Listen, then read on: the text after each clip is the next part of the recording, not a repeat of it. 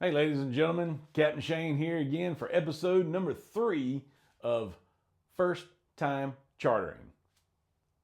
I'd like to take a second and thank our sponsors right quick that make all this possible. First and foremost, Fisherman'sWarehouse.net. Right here is a link. We're going to play his commercial in just a minute. All of the gear that you fish with on Nanny's Revenge was provided by Fisherman'sWarehouse.net.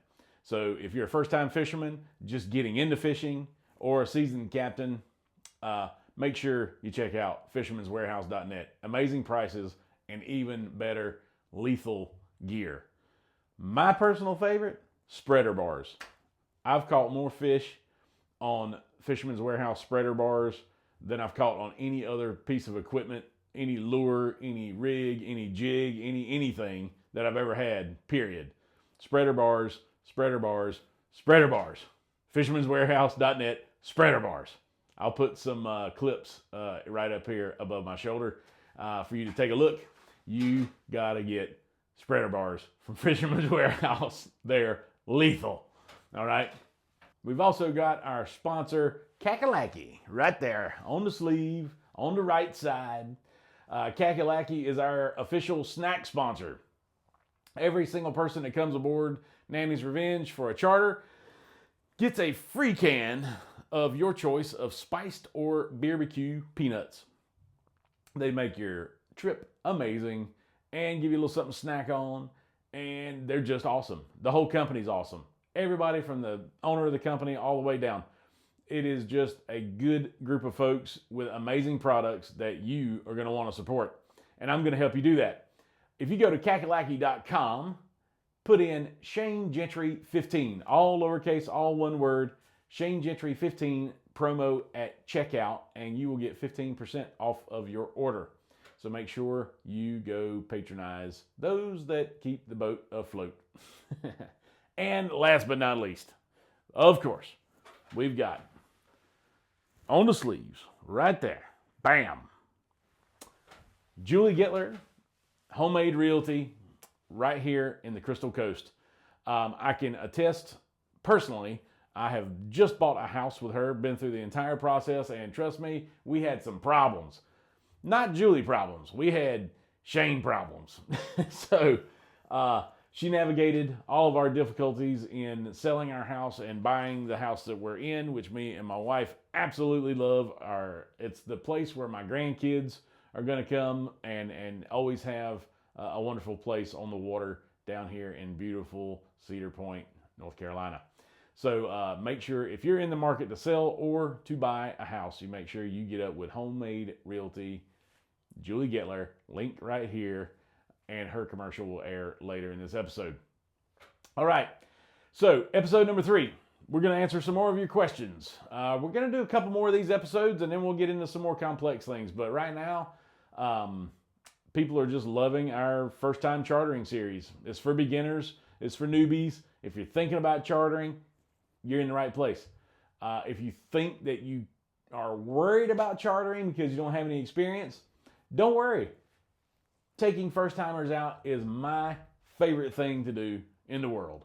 I love taking people out, catching your first fish, putting you in an experience that you've never had before, and really, truly, creating more blue water addicts, baby, because I am your enabler. We're wild, we're crazy, we're obsessed, we're passionate, and safe. So, anyways, let's get into it. How about that? All right, we've got questions. Now, you can email your questions in at Nanny's Revenge Fishing Charter at gmail.com. Any of our socials, shoot us a DM or, post your comment on or question in one of our comments on some of our social media posts or reels. All right. So, we've got Rashaad from Middlesex. Rashaad asks, what happens to the fish that we catch? Well, Rashaad, the fish that you catch depends on if it's legal to keep first. That's first and foremost. We're always compliant.